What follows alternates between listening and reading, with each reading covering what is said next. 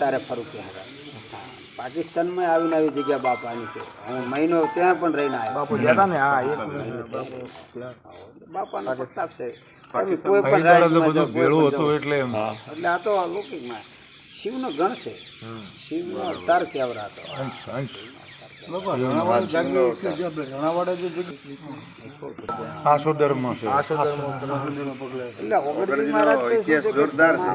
જેટલી જગ્યાઓ છે ને બધી એ તમામ દશનામના ગુરુ ગાવરાય.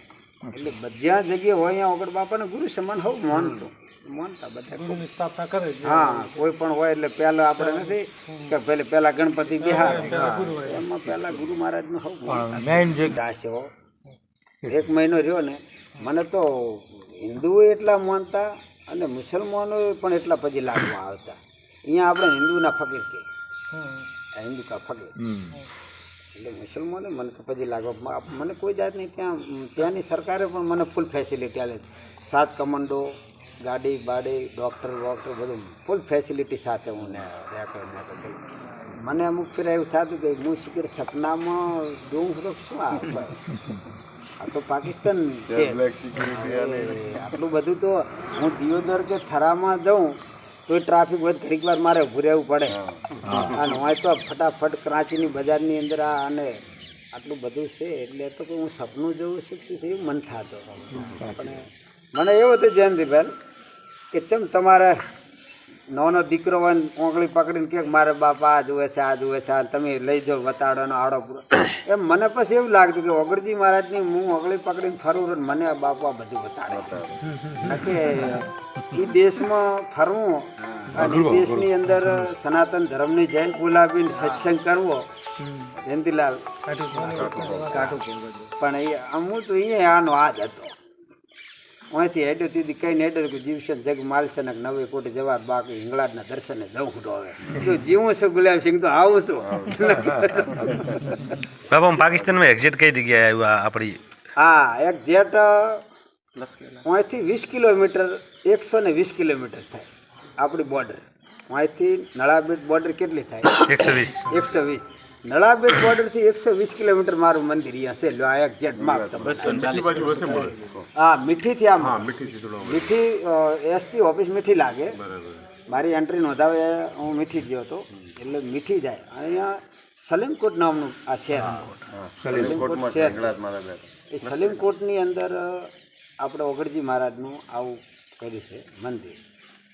3 મંદિર બંધાયા અમે અહીંયા. પહેલું શંકર ભગવાનનું, વચમાં ઓગળજી મહારાજ અને આમાં કાંઈ હિંગળાજમાં સીટ આટલી મોટી જગ્યા છે.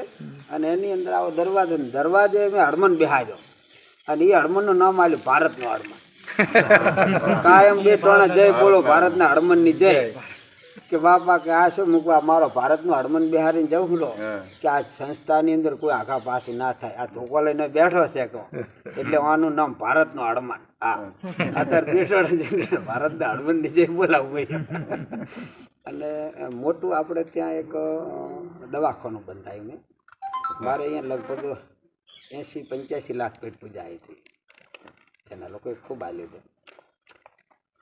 હું 5 રૂપિયા 10 રૂપિયા ખાલી લાવ્યો હતો. બાકીનું મેં અહીંયા શું છે ગરીબ વસ્તી ખૂબ છે. હા બાબા, ગરીબી ખૂબ છે. હિન્દી કોમ્યુનિટી બહુ હિન્દુ રે ગરીબ ખૂબ છે. આમાં શું છે જે શેઠ સુખી છે એ સુખી છે. દાખલા તરીકે 1000 વીઘા જમીન છે ને એની પાસે 1000 વીઘા જમીન. જે મજૂરી કરે છે એ મજૂરી જ કરે.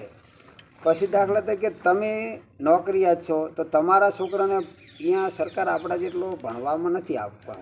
એટલે પૈસા જે પૈસાદાર છે છોકરાને ભણાવી શકે એના અહીંયા 50 ડૉક્ટરો લેવાના હોય ને તો 25 ડિગ્રીવાળા જ હોય. આપણી ઘટ 50 લેવાના હોય ને 2-5 આવે એવું નથી. ઓછું ભણતર છે ને એના શિક્ષણ. એટલે ત્યાં નોકરી પછી રહી. જે નોકરીયાતના છોકરા છે નોકરીયાતના, જે મજૂરી છે એ મજૂરી બચારા કરે. એ પછી જે આવ્યું એનું મેં જોયું એટલે કીધું મૂકું કીધું તમે મને આલ્યા અમે લઈ લીધા. બાપાએ સ્વીકાર્યા. પણ ઓગળજી મહારાજ આજ મને એવું કહે છે. મને જયંતિલાલ ઇટોણે જયંતિલાલ વિરચંદ યાદ આવ્યા. અમારા થરામાં જેવીસા મને યાદ આવ્યા. અહીંયા પાકિસ્તાનમાં થરાની અંદર જ્યારે દવાખાનું કર્યું ત્યારે જેવી સાહેબ 2 રૂમ જ ખાલી કર્યા હતા. એકમાં દવાવાળો બેસતો ને એકમાં ડૉક્ટર બે હતો. બીજું તો સાહેબ અહીંયા બધા બાવા